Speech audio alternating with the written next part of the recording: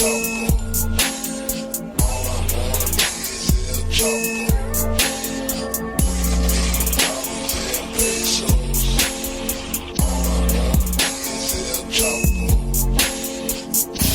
was listening to your guys' show the other day where you talked about Verhoeven for a half hour, and I was like, why the fuck have I not been on this show? Half my life is spent talking about Verhoeven. He is a genius. Yeah.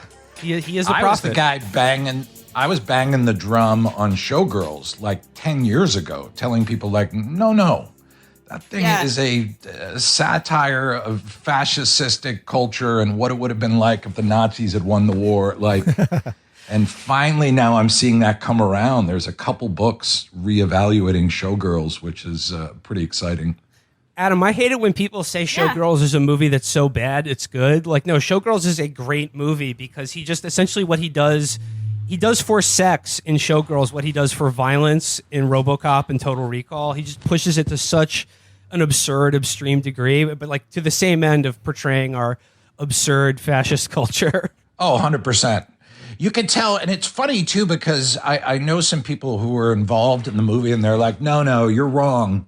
He was partying. He was being like, gross Hollywood guy. I go, it doesn't matter. Like the satire is like traumatized into his muscles. Like he is walking fascist satire. Like he can't help himself. We were saying the same thing about John Carpenter. It's like John Carpenter, I don't know how conscious he is of what he's doing, but it's just there no matter what. Maybe it's accidental. It's like someone getting hit in the head who can remember, every date of the calendar for 100 years. But yeah, that's Verhoeven for sure. Vibrating at a high frequency. And probably not even aware of it. Just like as an antenna that's up that no one else has. Yeah. Okay, we're rolling. Let's kick things off. Hello, everybody. It's Chapo. We're back again. It's me, Will, and I've got Matt and Amber joining me here today. But that is not all. We've got a very special guest for you. I am pleased to welcome to the show the former coordinator of falconry for Saturday Night Live, Adam McKay. Adam, how's it going? I'm good. Thanks for having me. So I guess my first question for you is having a falcon at your wrist, the wind in your hair on the open steppe truly best in life?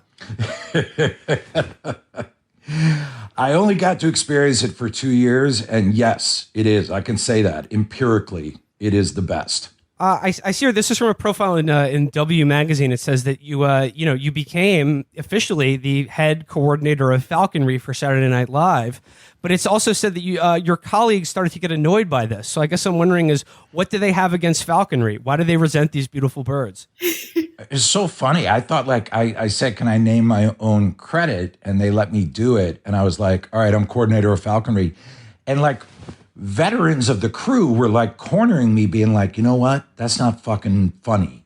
We work hard for our credits. And I was like, Jesus, now I'm like the enemy of the working man. And I was like, yeah, I held firm on it though. I was like, you know what? It's Saturday Night Live. I'm going to do it. And so they buried the credit at the end of the credits. And I think it ran twice. And someone sent me a frame grab of it. But yes, technically for 2 years, I was the coordinator of falconry. I mean, did they resent when you sort of monopolized the craft service table for just a panoply of these beautiful raptors and their little their blinders on? You're just like, no food. Don't look at the raptor. Don't look at my falcon, please. Yeah, and I had a buffet of rabbit fillets and marten meat. And, to make sure my beautiful, like you said, coterie of raptors were fed and were happy. There were about 7 of them. 3 times they got loose in the studio and attacked people with big hair. There was a lot of difficulty and resentment. But I'm like, you know what? You can't run a world-class organization without I don't know what the plural is for falcons, actually, which is terrible given my past title, but I'm going to say a fist of falcons on hand at all times. So they learn to deal with it. Well, I mean, the results speak for themselves, frankly, in terms of the sketches. I mean, I don't want to kiss your ass too much, but I'm a Saturday Night Live. I am the Saturday Night Live lore master of the show. I've been watching it since I was a kid, and I don't think I've missed an episode since I was 10.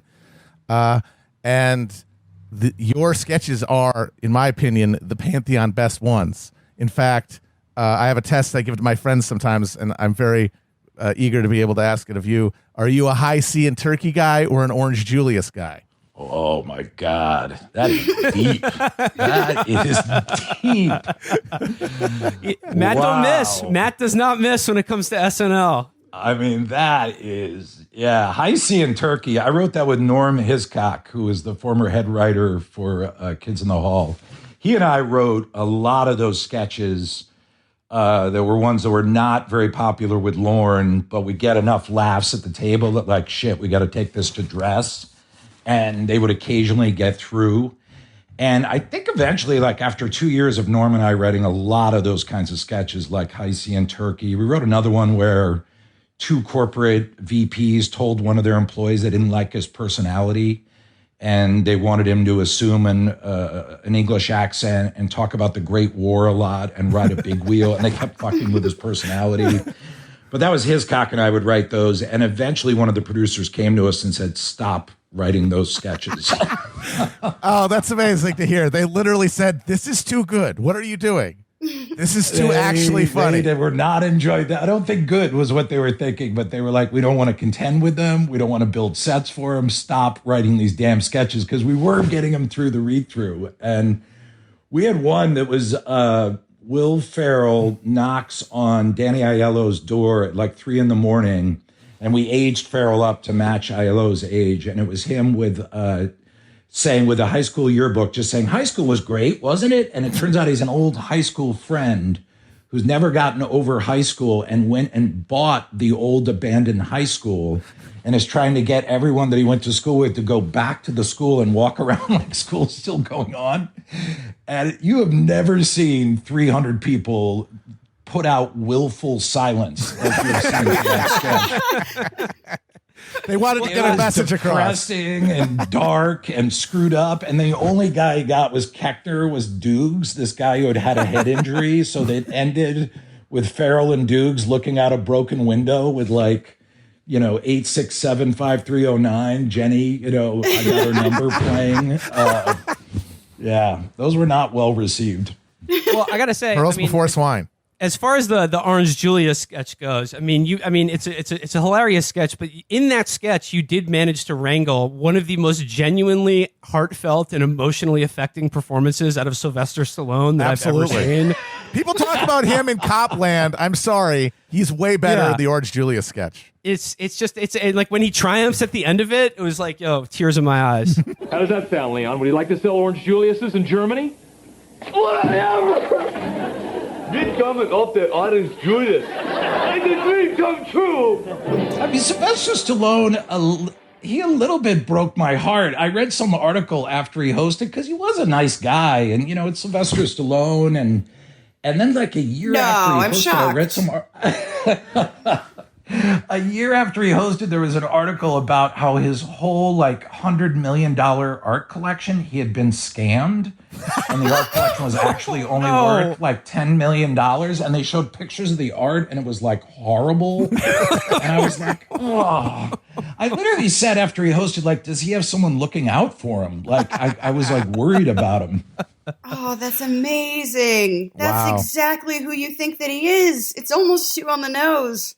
Yeah, no, the art scamos must have seen him coming a mile away. Oh, yeah. The way he says, God damn, he was funny. He was so good. The way he says, a lot of them got sick, some of them died. Just not having the confidence to not hit that, even though that's the punchline. Genius. Yeah, I agree. So, Adam, we can talk SNL. We got some more SNL heaters coming for you, but I just wanted to begin by saying that. I recently, Catherine, my girlfriend, and I, we recently just watched The Other Guys, which still holds up, still good.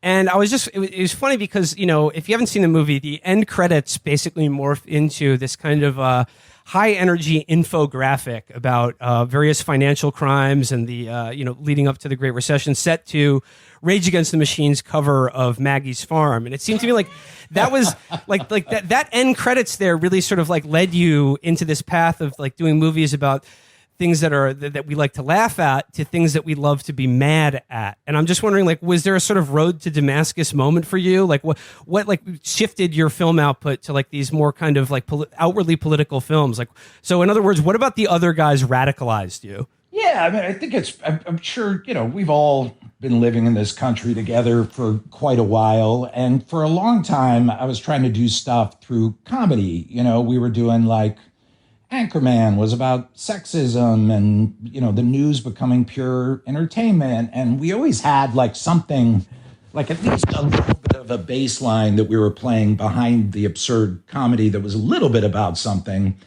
And I think with the other guys, it was just the financial collapse hit. My dad lost his house. The crimes were so flagrant. There was never any comeuppance.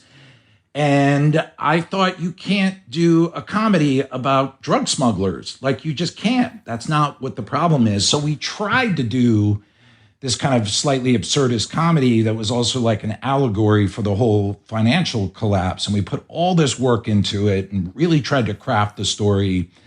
And then the movie came out and like no one cared. Like no one even noticed that we had done this. So when I was putting the credits in the end, I just go, fuck it, just make it naked. Like at least the credits will do it. And so, yeah, a bunch of people responded to it like, why did you do those credits in the end? I was like, no, the whole movie is about how the cops who are chasing drug dealers and destroying cars and car crashes are like a joke. And the guy who's actually like looking at bureaucratic paperwork is the one who's like really finding where the real crimes are. And like Wahlberg's character is always looking for drug smugglers and they ignore their union. And it turns out in the end that the union was being scammed. So yeah, that was kind of the first one where I started kind of being a little more overt, that I realized kind of this, comedy mixed with some commentary wasn't enough. The world was just getting crazier. Well, yeah, I mean, on that transition. Oh, wait, first of all, I thought this was true, and then I looked it up on my phone just to make sure. But do you know what a flock of falcons is called? A cast, like the cast of Saturday Night Live. That is good. I like that. It's nice, right? Yeah, they've all got their parts. I like Some of them carry sketches. Some of them are more background players. Some of them, do more character work. You get the idea. Do you guys know what a collection of Catholic, more than 5 Catholic cardinals are called? A registry list? Yeah. A lawsuit? A cantaloupe. No. Yeah. You actually got profiled by my buddy and my editor at Jacobin, Connor Kilpatrick. It was a great profile. I remember that. He was awesome. Yeah, he's great. He mentioned how divided the reviews were about Vice, even though everyone had to admit the performances were amazing. And you had this quote where you said, I just had this fractured feeling that the press was mad that I was stepping in their backyard. We would know nothing about that, obviously. But first of all, it's funny they got their hackles up about that and not like Anchorman 2. But I couldn't really pinpoint the animosity to that movie. I couldn't figure out, is the traditional media like territorial or like proprietary about like political content? Because it's not like they were talking about Cheney. They were maybe trying to forget that it happened. Do you think maybe it's because you've primarily worked in comedy and they're like, be funny, man?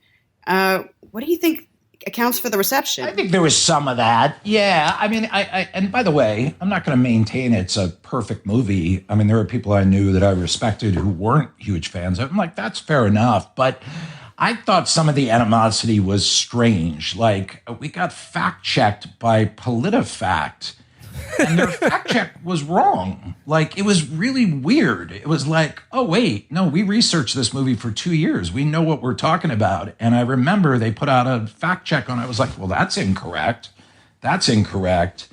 And I remember like Joe Scarborough, who was a guy who was really for the Iraq War, had like a right-wing movie critic on who was like, I love the movie because I love Dick Cheney. I thought he was great in it. And Scarborough was laughing like, yeah, you're right. Like, we could use someone competent instead of Trump now. And there was like this whole idea of, at least Cheney was competent. And I was like, this is this is like out of a Verhoeven movie.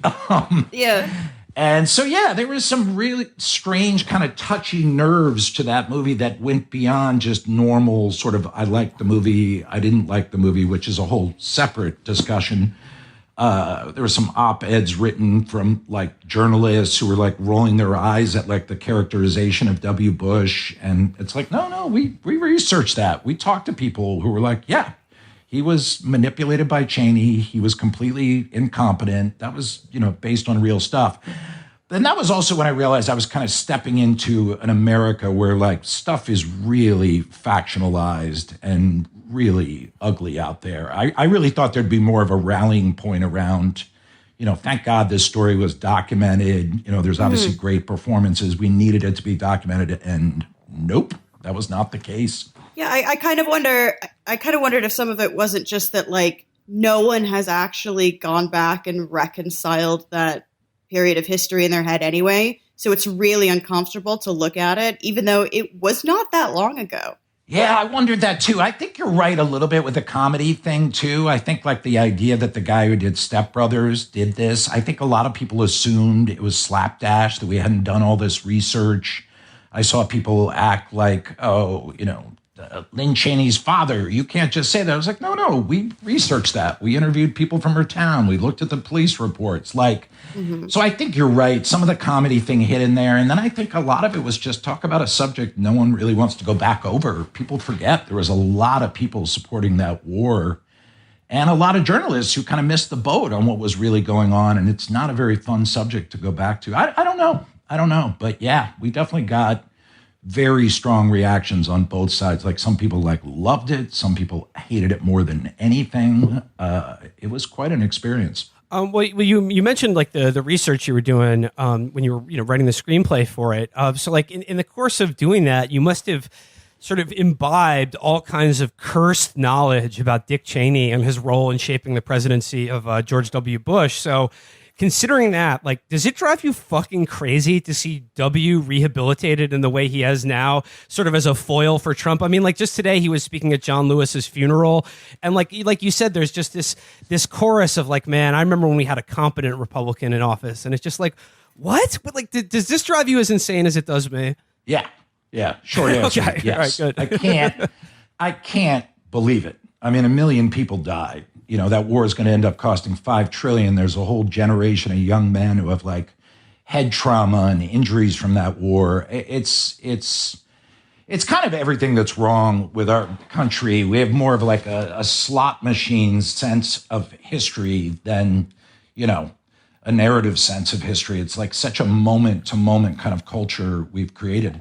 I wanted to ask you guys though, this must be strange for your show. Like, with everything that's happened, I was actually thinking like, oh my God, like Chapo's almost like Politico or The Hill now. Like all your opinions and everything you've been talking about is like moderate now. Like I was joking about like Jacobin is like USA Today now. Have you guys felt this at all? Like with what, you used to be considered like extreme left wingers. And it's like, no, pretty much everything you're saying we could have used right now. Well, Adam, we've always thought of ourselves as leaders. No, I mean, I've always viewed the show more as like a sort of a contemporary Mallard Fillmore. Just bringing some political insight, but also some laughs.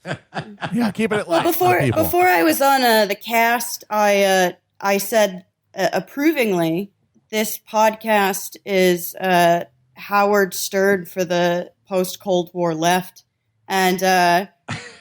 Initially, people thought that was like an insult, but I only meant it as a compliment. But I don't know. I think it actually. I don't think anyone sort of.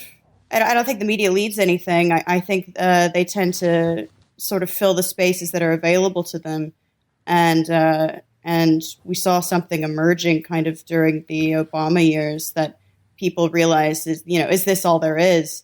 And we always sort of had the same politics anyway. But it's like I think.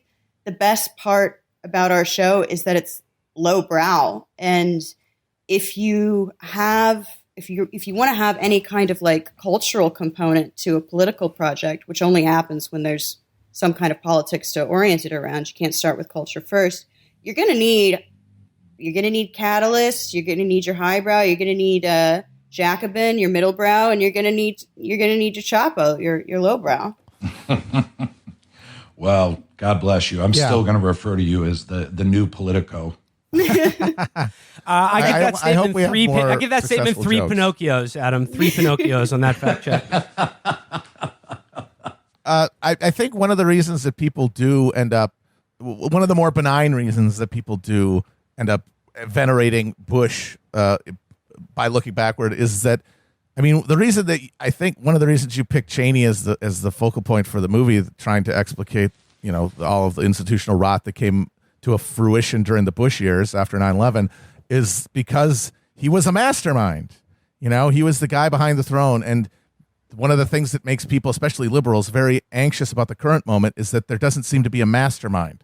I mean, there are competent people in the Trump administration like Barr, but it's very clear that they are all just trying to work towards the orange man. You know what I mean? Like, they're trying to anticipate and soothe his ego and keep him from firing him. But there doesn't seem to be like there's a Cheney-esque figure. And I think a lot of people want that. Even if he's evil, at least he would have a plan. And I'm wondering if you think that is there any Cheney-esque figure in the current moment who could be said to be guiding anything or embodying any real trends with an ability to direct them? Or are we really just sort of at a fatal stage of institutional compromise of our, a function of government and media and everything, and it's just everyone improvising their way into oblivion? Yeah, I mean, I've always compared it to like ants. When ants go to get food, they're kind of blind and they just kind of go everywhere. And when one of the ants finds food, they start leaving scent trails for the other ants who then follow the scent trail, which is why you always see that long line of ants. By the way, I'm a co-writer on Ant-Man. I don't know if you knew that. But, this man loves ants. And I think that's kind of what the Republican Party is. I think they just go everywhere and they take a little bite of everything. And when something works, you kind of see the line fall into place. I think Cheney was a mastermind for a window of time, but I think ultimately he was still a product of the Republican Party, right? Who saw the window and the opportunity and was, an incredibly detail-oriented guy who knew how the town worked. I definitely don't see that with Trump. I'm trying to think. I think Barr, you're right, is the closest. I think Stephen Miller is definitely pushing a lot of the immigration stuff and has very pointed ideas. I really do think Trump got the idea for seizing the CDC numbers from Putin. I really think he had like a casual call with Putin. And I'm not saying this in a shady conspiracy way. I just think he was like, I'm getting killed with these infection numbers. And Putin's like, well, take the numbers, because who else would have thought of that? So no, I don't think there's a Cheney right now. I think Cheney was like the safe cracker, like the really intelligent guy who understood how to undo the bureaucracy. Whereas I think Trump is, what we're seeing now is more about cognitive dissonance. It's like robbing a bank by, I'm trying to think of the craziest image I can think of, like a living skeleton from like the old Sinbad movies, 69, like a Ghost Rider. And everyone is like, what the fuck am I even looking at? And meanwhile, people are just cleaning out the safe in the background because we're seeing the strangest thing we've ever seen in our life. But yeah, I don't think it's mastermind shit. I think it's scent trails. Yeah. I also think the fact that Trump is insecure enough to get rid of anyone, he would resent a mastermind. He wants to be the mastermind, whereas like W was insecure in such a way that he sort of sought protection, counsel, even leadership in a cabinet. Their daddy issues manifested in very different ways. Right. As do all of ours. Yes. So actually, though, about that, you said something before that we say on this show quite a bit. And it's that the Trump administration has not been as devastating as the two Bush administrations. And this seems pretty much like common sense. But there's a kind of historical amnesia that's set in. And the statement, like, it elicits so much like confusion and anger And it's like, that wasn't that long ago, and we haven't obliterated any countries recently. I don't know. Where do you think that amnesia comes from? I think that's a giant question, but a good one. I think clearly, the last 40 years of American history can almost be characterized more so by the foods and TV shows and movies that we've enjoyed than the political decisions as far as how people perceive the last 40 years. It's just been such a blast and so much enjoyment, and everyone just basically letting go of the reins of being citizens. And I think with Bush, there was still, they were half faking it. They were pretending that they were professionals. And if you squinted your eyes, it kind of looked like a functioning government. So I always ask people, when was the moment where it feels like the knee popped? When was the moment where the back went out of alignment for you with America? And for me, it was either the Iraq War or Citizens United, when I was like, oh boy, that's not getting fixed.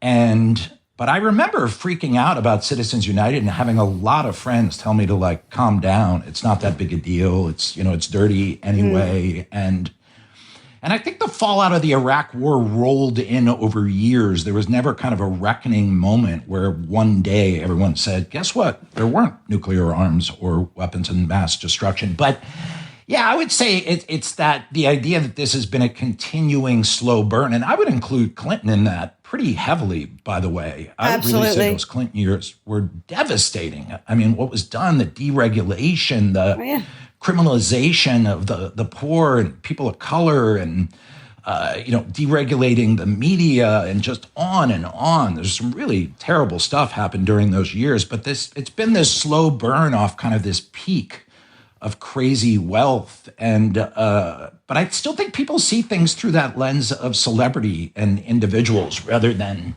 really this is a 40-year story in my mind, not really about Trump. Trump's celebrity is a suckhole. It's not the story. That speaks to something that I've noticed in all of your films, really, but especially the more recent, more politically charged ones, is this through line of frustration with the way that popular culture is plays a role in obfuscating and distracting by its very vapidity, and that that our ability to reckon with the world that's being made around us is being compromised by the fact that our mediated experience of that reality is so trifling and so commercial and easily distracted and based on things like celebrity and spectacle. But you also work in Hollywood making movies, and so do you feel that do you see that there is a way through that in Care and Competition? Do you think that there is a way to redirect people's energies through media, or would you say at the end of the day it doesn't really matter if it works or not? It's still your moral responsibility as an artist to say what is on your mind and in your heart in a given moment? Yeah, it's a tricky line, because you're right. I'm living in Los Angeles where, billions of dollars of giant media being churned out. I mean, for instance, right now I'm on the set of a commercial I'm shooting for Exxon. And yet at the same... Get that money. I mean, you gotta, on one hand, I care about mankind, but on the other hand, you gotta get paid. And no, it's the book it was a surprising book that I read like a year ago, was that Sapiens. Have you guys read that? No, I haven't heard of it. It's the Yuval Harari book, and it's about just basically the history of Homo Sapiens. A lot of it's really good, but there's one part that was jaw-dropping for me, where he singles out that the single thing that separates us from other upright monkeys was our ability. The reason we dominated the other upright monkeys was that we were able to use storytelling and mythology to mobilize more than, there's some kind of set number in nature. It's 185 is the number at which animals start to disperse and fight against each other. But mankind was able to come up with storytelling and mythology to unite millions of Homo sapiens for one purpose. And he was talking about how they found fossil records where like Homo sapiens were battling Neanderthals and they would lose like 2 battles. But the third battle, they would come back with 6 times the numbers. And Neanderthals were like stuck at that number. I can't remember exactly what it is. And I read this and it just blew me away because I do think what's happened is the common mythology was pretty consciously manipulated and changed. And I do think the story of this whole era that we're living in is about information warfare. I think it's about advertising, marketing, coercive, manipulation. And so, yeah, anyway, boy, that was a long-winded answer. I apologize for that. No, I like that. That was good. I like that. Marx called man the most gregarious animal, and this guy says that we are the lying bullshit monkeys. I like that. Yeah. Yeah, lying bullshit monkeys, by the way, you can name your autobiography, your band, your boat, anything you want. You can name that, and I'm on board.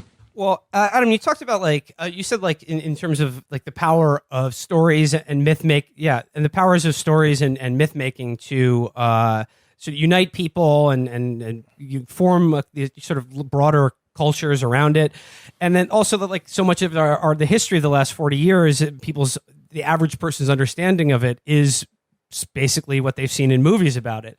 So, I mean, just in thinking about Vice and the Iraq War and George Bush and this weird amnesia about his 2 terms in office is like, what do you think accounts for the fact that there are so few memorable or even good American movies made about the Iraq War?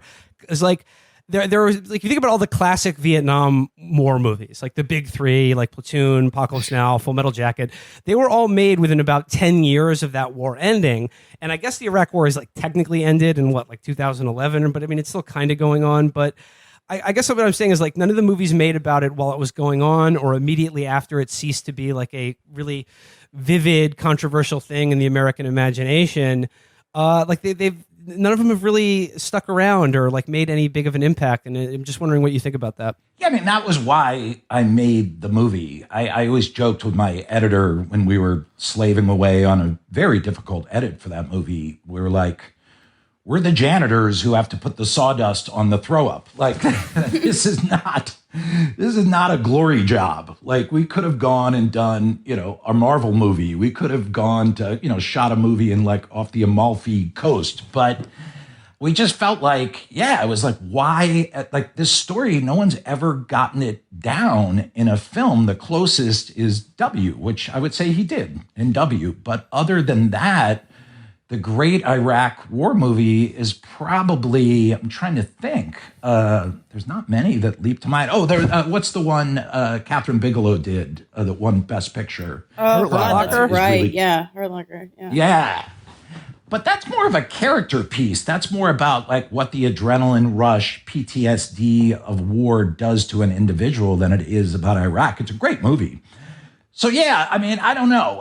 The joke I've been saying, we've been joking about lately is what's the epitaph for America? And, in the last 20 years especially, I would say it's the customer is always right. And it's just people do not want unpleasant, experiences. People do not want, like, look at the news. Like, I had a friend who was a news producer, and she told me back in the 80s when all the news consultants came in and talked about how you have to change the colors on the set so they're more pleasant. You have to change hairstyles. And that's happened with every tier of our society. I mean, I always think it's strange how you hear people say brand and content. Like, those are boardroom terms, but they've become mainstreams. Yeah. Like, I've started saying to friends lately, like, hey, man, what's up? How's your quarterly earnings? Like, I just want to, it's like corporate terms became like hip hop terms. So I think when it comes to the Iraq war, it's bad news. It's like legitimately bad news. Yeah, it's a bummer. Who wants to take that on? Yeah. Nobody wants to be reveling in a bummer. They would rather watch Tom Hanks win World War II again. Mm-hmm. Yeah, or forget about it. Or just move on and be like, I had people on Twitter when Vice came out. I had several people. It was incredible to see, and they weren't fake accounts saying like, that happened so long ago. Why would you talk about that? Why would you make a movie about it? Yeah. I was like, that did not happen long ago. Yeah. Keeping in mind, too, that we will still make however many World War II movies every few years, which happened before then. That was fun. That was fun. Yeah, we do you guys get uncomfortable, though? I don't like the World War II stuff where I don't know if the director changes it, where they're fighting Nazis. Like, I'm part of a neo-Nazi group because I'm a patriot. And like, I want someone to make a World War II movie where they're not fighting Nazis. Watch Cross of Iron. Cross of Iron by Sam Peckinpah. That's the film for you, my friend. What is? I haven't seen that. Oh, it's so good. It's literally like it's a Vietnam War allegory, but it's James Coburn and is basically like the Eastern Front, like Nazi frontline trooper fighting the Soviets, and the movie essentially makes you root for him. But it's done in a way that's intentionally supposed to be really unpleasant and uncomfortable because it's Peckinpah. But check out Cross of Iron. Yeah. I love it. Well, you said that like people don't want bad news, and I think that that's true to some degree. But the success of something like, The Big Short, like the 2008 financial crisis, was a fucking bummer. But explaining, the housing market, you did that in a way that one, like, didn't talk down to people, and two, I guess, made it entertaining and palatable. I mean, like, it did prove that people actually are interested in the world around them. Many of my family members who just have checked out of politics since the 90s, since Clinton sort of obliterated all of these, industrial towns and what was left of our flimsy welfare state, they avoid this stuff entirely because their sense is that, like, it's out of my hands. I can't understand it. It's too complicated. It seems like you go into this sort of thing trying to show people that it's not as complicated as the, like, intentional obscurantism of the elites would lead you to believe. And that makes bad news feel like information that you can maybe do something with, right? Well, I think you pointed at like a really interesting question, which is, you can work at these movie studios or TV networks or, friends I've had who work in the news, and they'll hire consultants, they'll do comps, they'll do market tests, they'll get test audience, market groups, focus groups are like, I don't think Americans realize how much focus groups are controlling our reality. But the question is, like, are the results they're giving you what they just want? So, like, when they say Americans don't want bad news, like, you're right. Like, with The Big Short. Now, I think why people like that movie was that it empowered them. It kind of said, here's real information. It was playful. There's some funny stuff in it. And then there was some grim stuff in it. But it sort of said to the audience, you can handle this. Mm-hmm. And, to put it in crass terms, like, the movie made a bunch of money at the box office, which should show that can be profitable. But you're right. Like, this customer is always right stuff I don't think it's true. I don't think that Americans are all consumers that want to be babied, but I think that's the way they're being treated. Mm-hmm. And that difference between those two statements is really interesting. Right. I mean, on this show, someone once said something to me that you'd be funny about terrible things and people really respond to it. And they were like, well, previously the relationship to politics is that you have to be sort of the only experience you're allowed to have about injustice or exploitation or, great criminal acts of the elites is just like pure rage. And obviously you cannot do that forever. So the ability to laugh at things that make you angry is kind of the separate, is kind of like the ingredient in something like The Big Short. And that's why, I don't know, something like, you're right. Yeah, something like having, the tongue-in-cheek, like Selena Gomez in there or whatever. It's like, okay, it's perspective. It's power because you're not being overtaken by the moment. I mean, and quite honestly, that was harder with Vice. I mean, Vice was so upsetting and dark that we kept having to remember that we could be funny because it was so grim. You're really looking at like the history of the decline of America and all these like moments where we just kept going down. And that's why the next movie I'm doing is much more of an overt comedy. I'm just like, after Vice, like I need to laugh a little bit. Right. Again, like we're on a podcast, which is a weird conversational thing where it's comedic and political, but we do try to balance like what we call the vegetables and the dessert of the programming, because we don't want to be like totally dry and like purely didactic, but we don't want to like eschew political commentary to just lean on jokes. When you're working with stuff that sort of runs the gamut from like character driven pure comedy to like very serious political biography, like how do you write a balance between entertaining and informative, and how do you decide what that tone is going to be?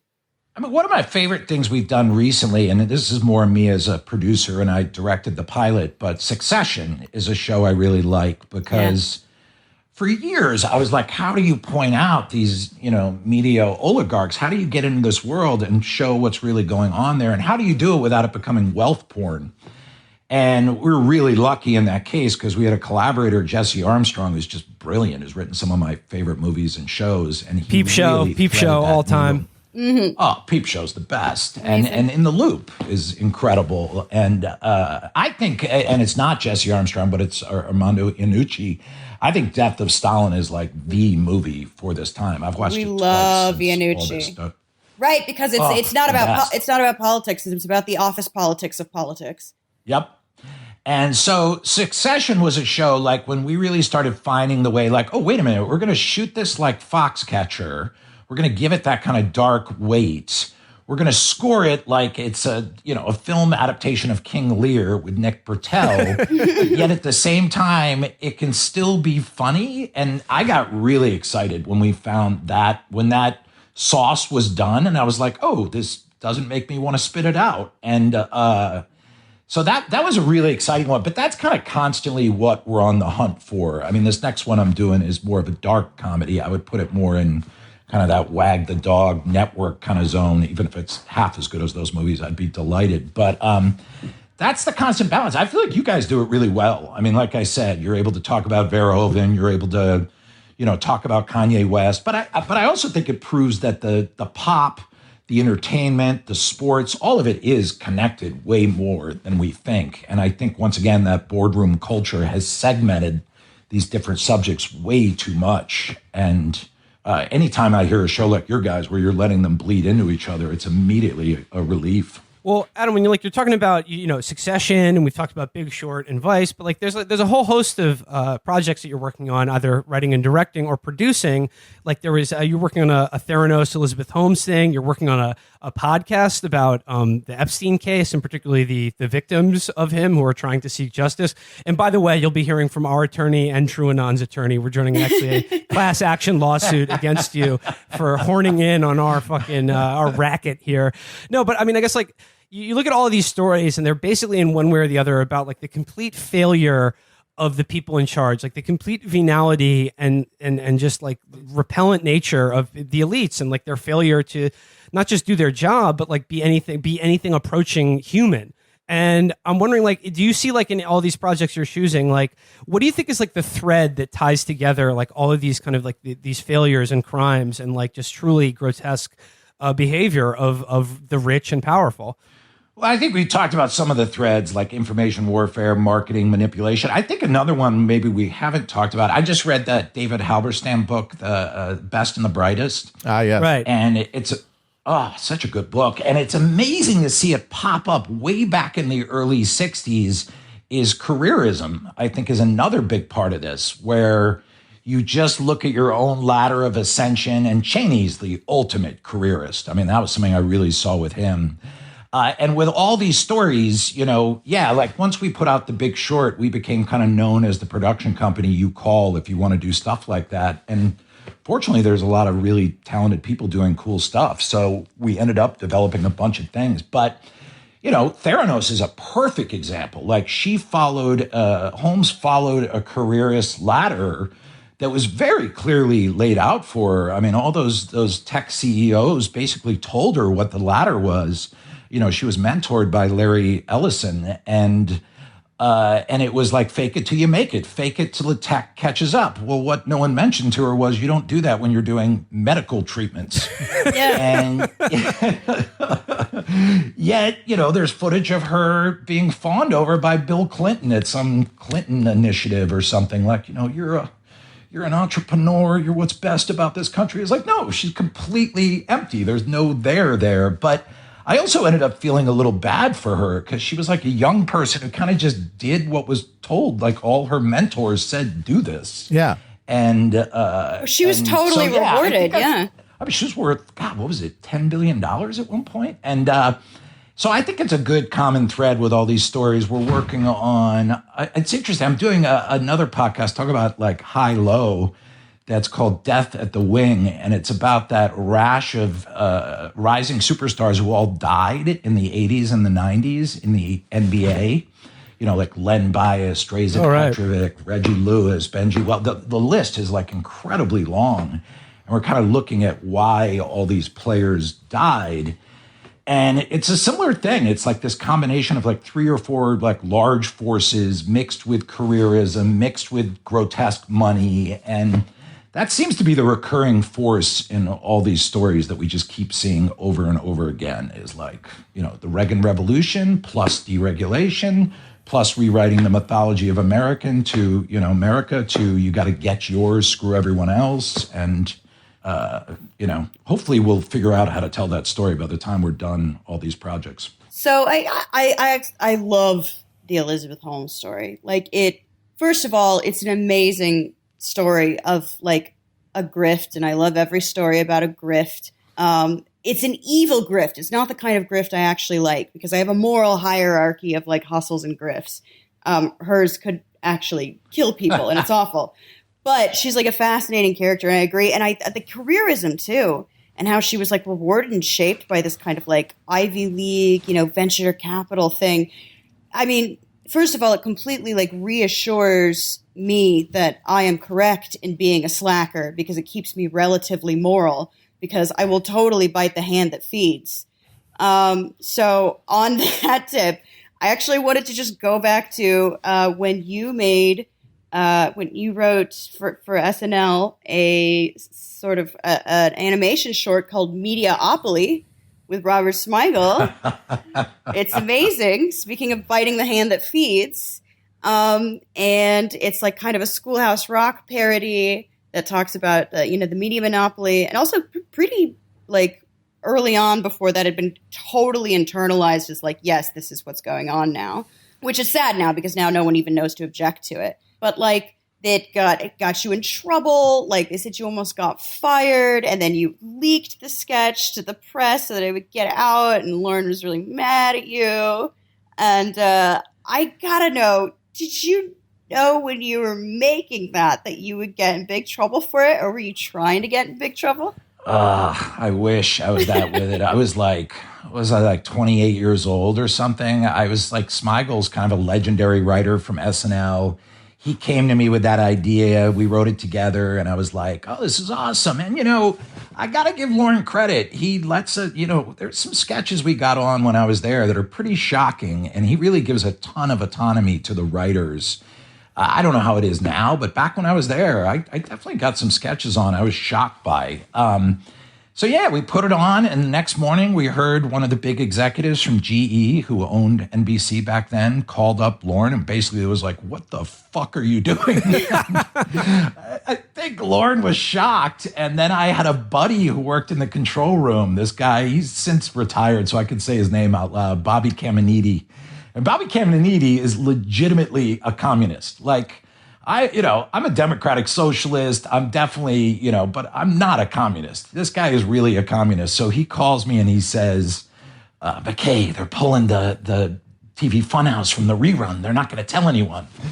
And I was like, holy shit. And I was like, what do you do? And then I realized, from watching All the President's Men or whatever, I'm like, you leak it. Like, and so I called David Korn and I called someone from the New York Daily News. I can't remember. I called a couple places. It leaked. And then I came in the next day or 2 days later and they're like, Lauren wants to see you. And I was like, oh, shit. And Lauren's like, I know you fucking did this, Adam. I know you're the one who leaked it. And I was like, I don't know what you're talking about. He goes, don't fucking bullshit me. That's a pretty good Lauren. Fire you. 6 years with the guy. And he's like, they want me to fire you. I'm not going to fire you, but don't fucking do this again. I was like, all right, bye.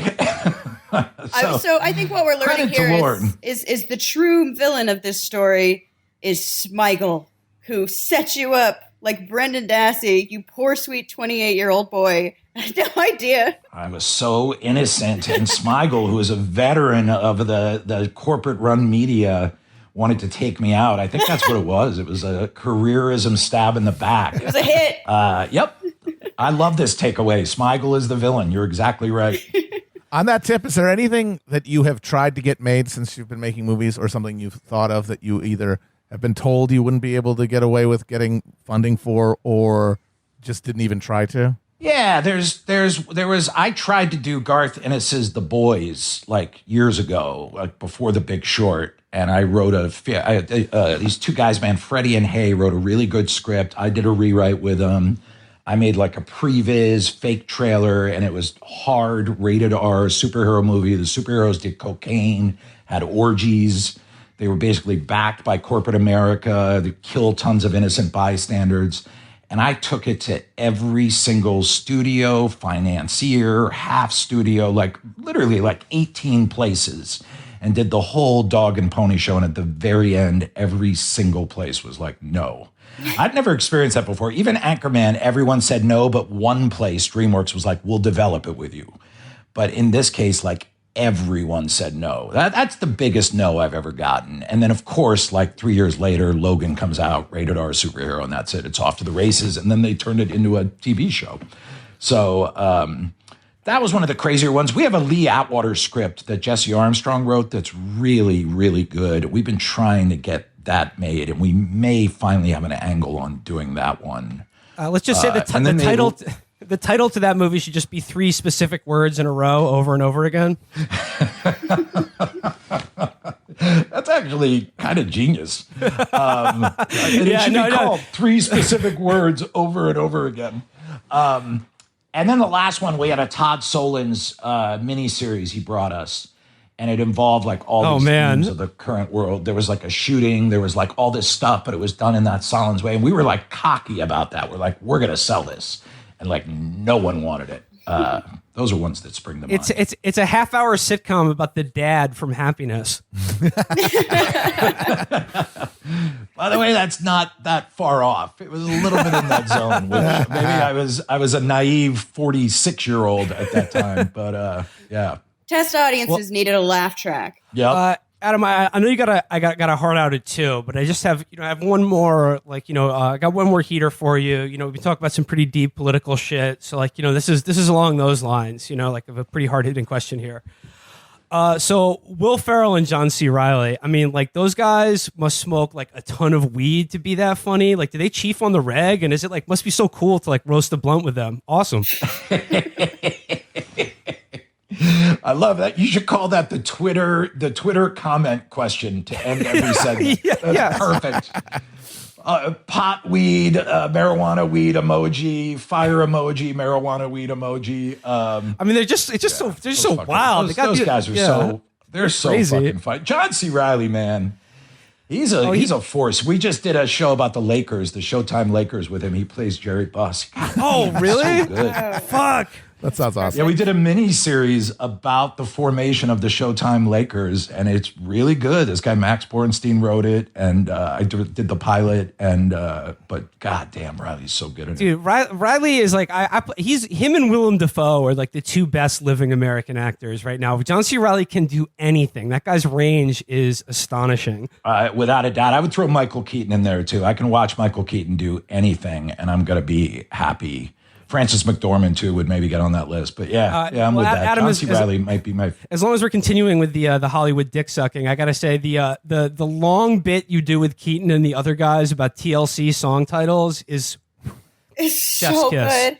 So good. I mean, the problem with him in that movie was the other bit that could have been 4 times longer was him doing the kind of daily briefing to his Bed Bath & Beyond crew, and where he kept confusing actual crime with. I swear to God, he improvised. We threw around so much extra. That could have been 14 minutes long. Like that guy. Oh, yeah. No, it's definitely some Hollywood dick sucking. But I think we're picking good targets. Dicks to good suck, sugar yeah. Good dicks to suck. That's good suck. Well, Adam, I want to thank you so much for joining us. And like, before you go, could you just tell us just a little bit more about the Epstein podcast you're doing before we sue your ass for stealing from us? Yeah, it's with Julie Brown, the reporter from the Miami. Oh, wow, Herald, yeah. who sort of Yeah. Oh, wait a minute. So broke that means the it'll story, be or- researched and have new information in it? No, thank you. Wild speculation. That's what we do, baby. There unfortunately is not a wild, and boy, if there's ever a story for wild speculation, that's it. No, it's really good. It's this Tara Palmieri, it's Julie Brown, Adam Davidson's a producer on it, and it is definitely buttoned up. But there's a ton of new stuff.